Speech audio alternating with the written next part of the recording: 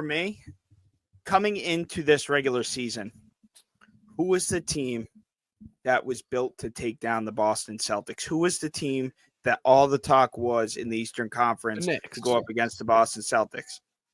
Who was it? The Knicks, no doubt. Right. New York wins tonight by 37 or more. They get Boston at home. Right, but can I ask you something?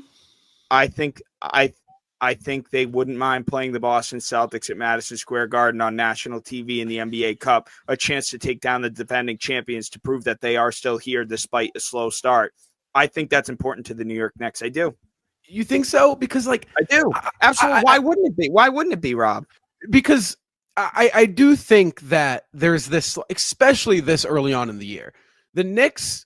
It's like, you got a couple factors here, right? It's like, do the Knicks, like, is that really a thought in their brain, right? Is we're going to beat Orlando by 37 more so we can potentially prove that we can beat the Celtics? Like, because personally, I feel like maybe I'm off here again, right? But it's like, maybe they're just thinking, all right, let's win this game. Let's get into the tournament, right? Brunson was saying he wants to, get that payday for the younger guys. Josh Hart was saying he wants the new Richard Millie. Like maybe there is just a little thing in their brain that's kind of like, let's just get in. Let's play the easier team. Let's win this thing, right? Like, is that not an option?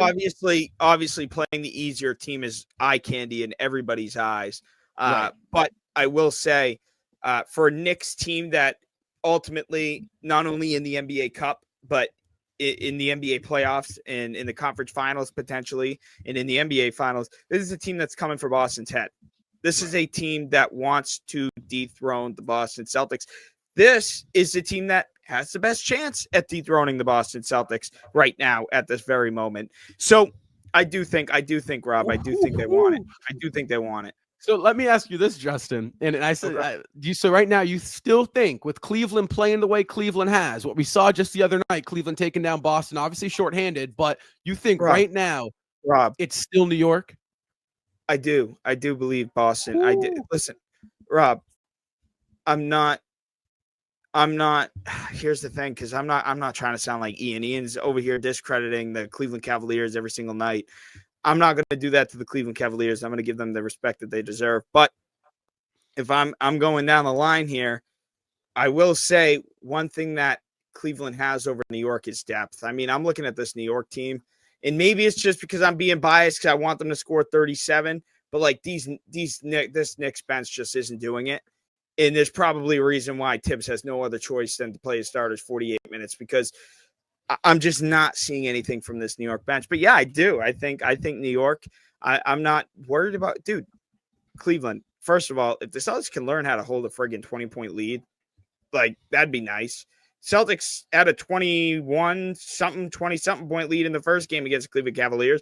Cavaliers made a late run in that fourth quarter. Celtics ended up winning by 3. That game was not as close as it looked in the end. 4 nights ago, Boston, without Jaylen Brown, without Derek White, first night of a back-to-back, they go into Cleveland on the road, build up a 14-point lead somehow. Like, they shouldn't have been in there in the first place. Donovan Mitchell, Rob, scored 20. Yeah. He scored half of their fourth quarter points in 5 minutes, the last 5 minutes of the game. I see Cleveland as a threat to the Boston Celtics. I don't see them as the main threat to the Boston Celtics.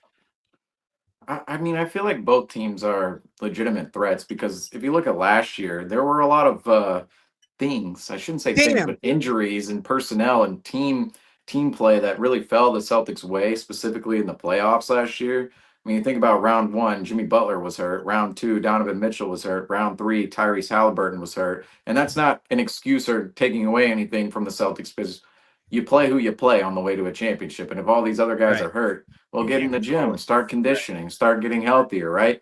But ultimately, there were a lot of things that fell the Celtics' way last year that ultimately, it kind of made their playoff run a little bit more, I don't want to say easier than it could have been, but it was a little bit softer of a schedule for a championship team going through, specifically the Eastern Conference, that is. And really looking at it this year, I don't think that same thing is going to happen. The Celtics, they were stroked with luck last year in a sense with all those injuries, and it could be the other way around because, of course, the Celtics, they were missing Kristaps Porzingis throughout the playoff run, But we look at it this season, Al Horford, Drew Holiday, they're a year older. Kristaps Porzingis is coming off another injury. Jaylen Brown adding more muscle, already dealing with some injuries this season. Jason Tatum, he's always been durable out there, but you never know what's really going to happen. And ultimately, I do think both teams are going to challenge the Celtics in a sense, but why does this not? I just want to bring up this photo. Why does this is a photo of Jamal Mosley from him arguing a foul. Why does this look like some kind of altered photo? Like this is every Magic fan, because like we're not the only ones looking at this going, can the Magic just lose by 37? Can the Knicks just win by 30? Magic fans are looking at this. Oscar's looking at this right now going, well, you just had to not lose by 37. And then this is likely the reaction of Magic fans tonight. Ultimately, the Knicks really just didn't have to lose by 30. Anything 37 is more in our favor. It's 30 for them. And right now, it's 26 right now. So for Boston. Oh, yeah. I forgot about I guess our Bucks fans or no, Pistons fans right now watching this as well. Who else has implications right now? Because these are the standings coming into tonight up here. But obviously, the Detroit-Milwaukee game finished how it did. And yeah. So Atlanta's the 1 seed, so they get the bye. And then, or if Orlando were to lose by 37, they get kicked. Or no, New York. If they were to lose by 37, hold up. Let me. I remember posting the link to this live here real quick. Then we're gonna go do some research on this point differential real quick. Yeah, if they were to, I could be wrong, but if they were to lose by 37, I think Orlando gets kicked, Boston gets in, New York gets in as well. And then don't have to worry about that because and then so Detroit, Milwaukee, they're both in.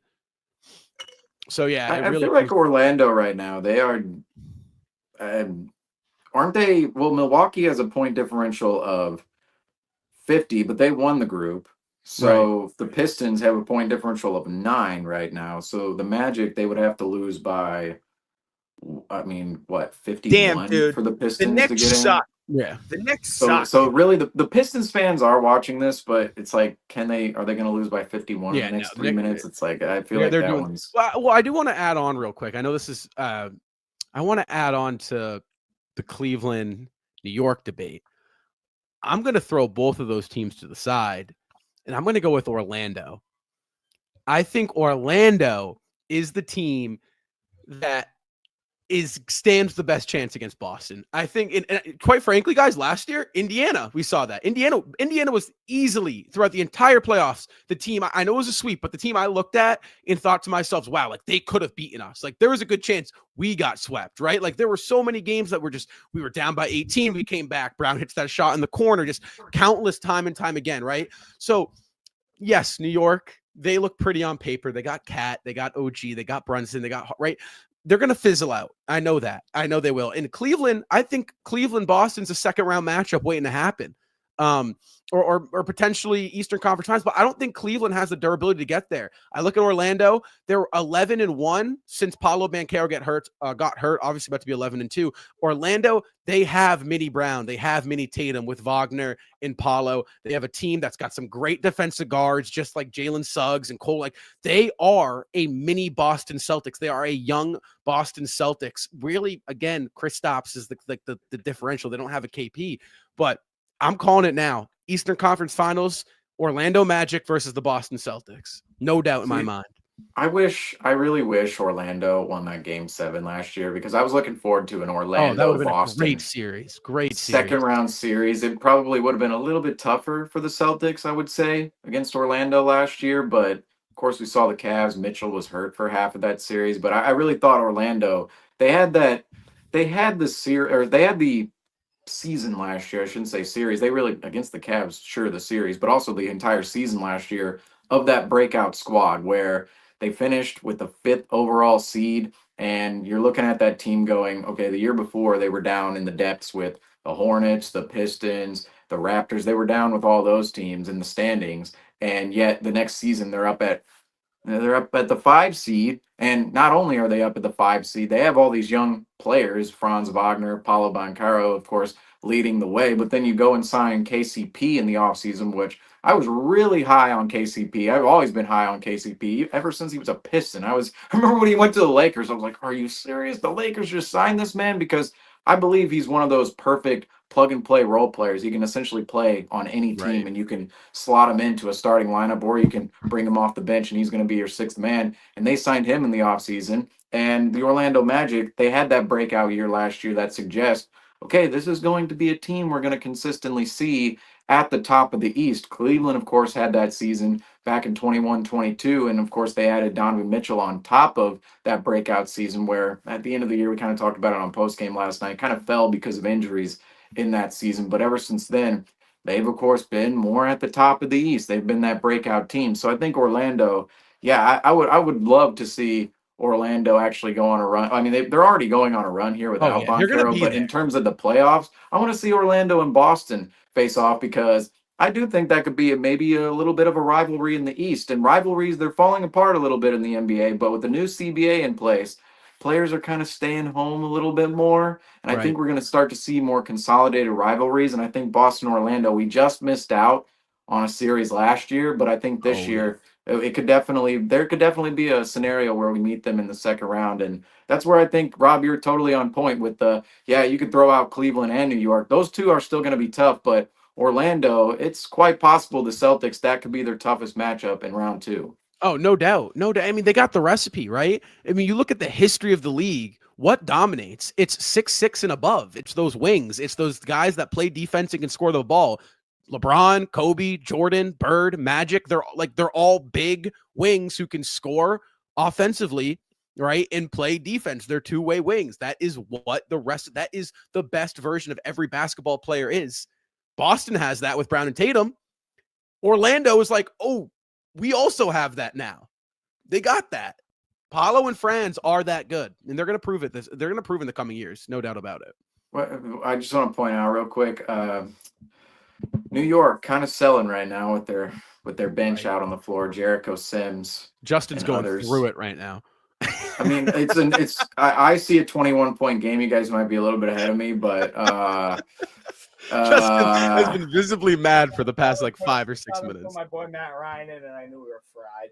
well, it was looking pretty promising like 2 minutes ago. It was like, okay, 30-point games, like not out of the realm of possibilities here. But then, well, here's the difference in this game. I believe the Magic have more of an incentive to play their guys deeper in this game. And I would even say the Magic's roster, I think the Magic just have a deeper roster. So if we're thinking about a scenario of, okay, the Knicks bench is going to come in a 30-point game versus the Magic's bench, and that's going to decide the point differential here of whether the Knicks win by 37 or not. It's like, the Magic. It's like Cole Anthony really hasn't even been playing in the rotation, and he's coming out there. It's like he's been a piece for them the last couple of years. So I feel like the Magic do have a little bit better of a bench here, and it's just, yeah, it's really falling apart in front of our eyes. So, Well, I mean, if you think about it unfortunately. rationally too, right? Again, if Orlando loses by 37, right, they Yeah. are kicked out. So it's not enough. They're going to play their starters through. And if you're Right, New York, that's also what I you forgot win to and you're mention in, there. right? You can win by 1 and you're in. You can win by 38. You're still in. So like, they were running up that score too. I mean, when they were getting turnovers, they were pushing it. They were running up that score. Yeah, but you're right, Seamus. That Knicks bench is. I mean, Deuce McBride. Xavier called that when they were up 30. They were up 37, and Xavier goes, "Don't get too excited. Their Knicks bench is not good." And man, the 37 Celtics looking which is pretty. funny. Hey, again, I still can't believe that we were this close to getting into the tournament with the Knicks winning by almost 37. I did not think that this was how tonight was going to go. Us with a chance to go into the tournament with the Knicks up 37 at one point. I did not think that this would have been the outcome.